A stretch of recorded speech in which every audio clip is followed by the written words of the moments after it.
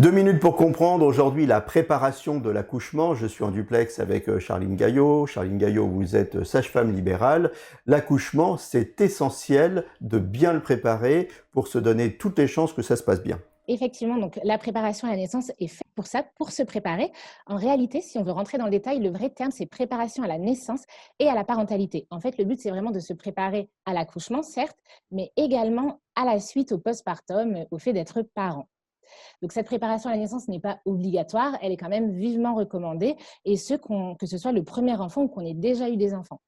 Cette préparation, elle peut être faite à l'hôpital avec une sage-femme ou avec une sage-femme libérale. Et il existe, on va dire, deux grands types de préparation à la naissance. La préparation à la naissance théorique, c'est souvent la plus connue. Donc là, le but, c'est vraiment d'avoir des informations théoriques sur l'accouchement, la gestion de la douleur, l'allaitement, le postpartum.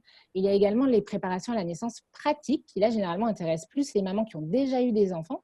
On va apporter plus des clés pratiques pour bien vivre la grossesse, l'accouchement et l'après, la gestion du stress, les douleurs, etc.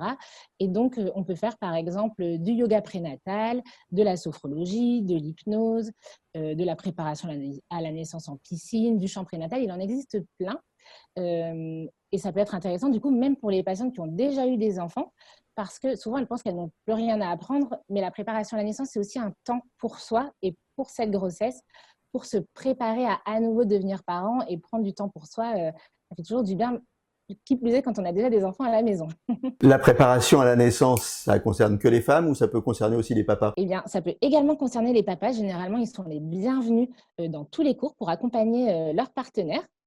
Ils sont généralement les bienvenus. Il y a parfois même des cours spécialement pour les papas pour qu'ils puissent être entre hommes et poser toutes leurs questions. Voilà, préparez-vous à l'arrivée de cet heureux événement. À très bientôt. Nos émissions vous plaisent, alors aidez-nous à faire grandir la chaîne pour parler santé au plus grand nombre.